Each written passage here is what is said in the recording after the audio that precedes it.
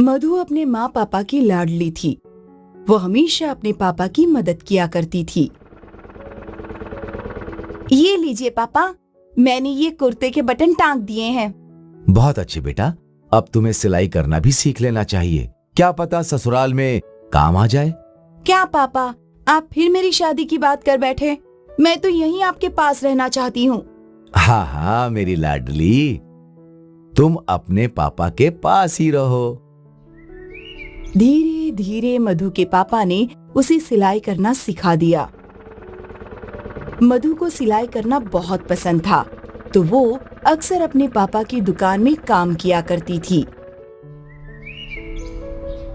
यहीं वल्लभ ने मधु को देखा और उसे वो भाग गई। वल्लभ ने मधु के पिताजी से रिश्ते की बात की और कुछ महीनों बाद वल्लभ और मधु की शादी हो गई। वल्लभ अच्छी नौकरी करता था, इसीलिए शुरू शुरू में सब ठीक था। 2 साल बाद जब मधु ने बेटी को जन्म दिया, देखिए जी, कितनी प्यारी है, आंखें देखिए। अब क्या देखूं? तुमने मुझे कुछ देखने लायक छोड़ा है क्या?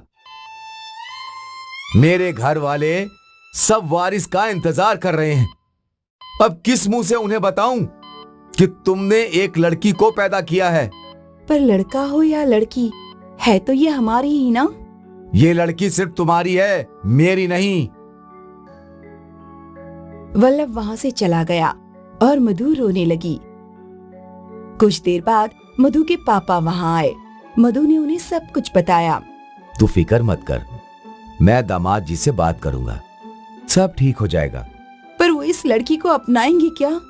क्यों नहीं अपनाएंगे? आखिर उसका अपना खून है। मधु के पिताजी उसे दिलासा देने लगे। फिर वो वल्लभ से मिलने उसके घर गए। बेटा वल्लभ, तुम इतने समझदार हो।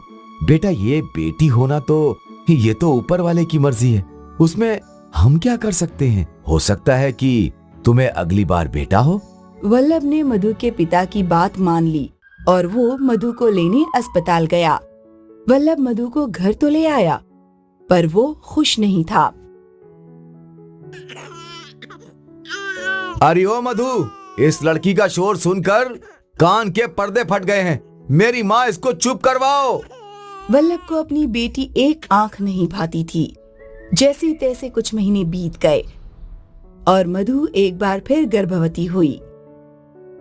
इस बार अगर लड़का नहीं हुआ ना, तो तुम्हें तुम्हारे पापा के घर भेज दूंगा, समझी? मधु को अस्पताल में एडमिट किया गया और वल्लभ बाहर इंतजार करने लगा। मुबारक हो, आपको लड़की हुई है। लड़की का नाम सुनते ही वल्लभ का मुंह लटक गया और वो तुरंत वहां से चला गया।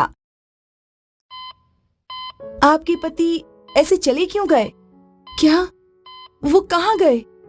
मधु वल्लभ को रोकने उठ ही रही थी कि तभी उसके पिता वहां आ गए। पापा, पापा वो गुस्से में चले गए, फिर बेटी हुई है। अब क्या कर सकते हैं, जो विधि है वो होगी ही। मधु अपने पापा के गले लगकर रोने लगी। मधु के पापा एक बार फिर वल्लभ से मिलने गए। इस बार मुझे कुछ सुनना नहीं है।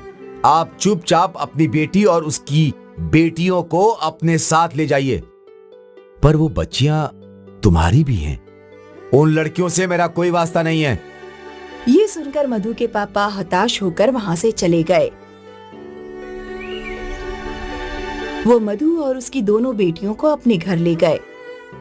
मधु के पापा की उम्र हो गई थी, फिर भी वो सिलाई का काम करते थे ताकि वो मधु और उसकी बेटियों को अच्छे से पाल सकें। लेकिन 2 साल बाद मधु के पापा चल बसे। अब मधु के पास कोई सहारा नहीं था। मधु ने अपने आप को संभाला और खुद सिलाई का काम करने लग गई। वो अपनी दोनों बेटियों को संभालते संभालते सिलाई का काम भी करती थी। देखते देखते उसकी दोनों बेटियां बड़ी हो गईं और स्कूल जाने लगी। मधु की बड़ी बेटी माया स्पोर्ट्स में बहुत अच्छी थी। मैं आपकी परिस्थिति जानता हूँ, लेकिन मैं चाहता हूँ कि आप माया को सपोर्ट कीजिए, वो टैलेंटेड है और बहुत जल्द आपका नाम रोशन कर दिखाएगी। सर, जितना मुझसे हो सकता है मैं करूंगी। पीटी सर ने माया की कोचिंग जारी रखी और मधु दुकान पर ओवर टाइम काम करने लगी ताकि वो माया को सेहतमंद खाना और उसकी स्पोर्ट्स की जरूरत की चीजें दिलवा सकें।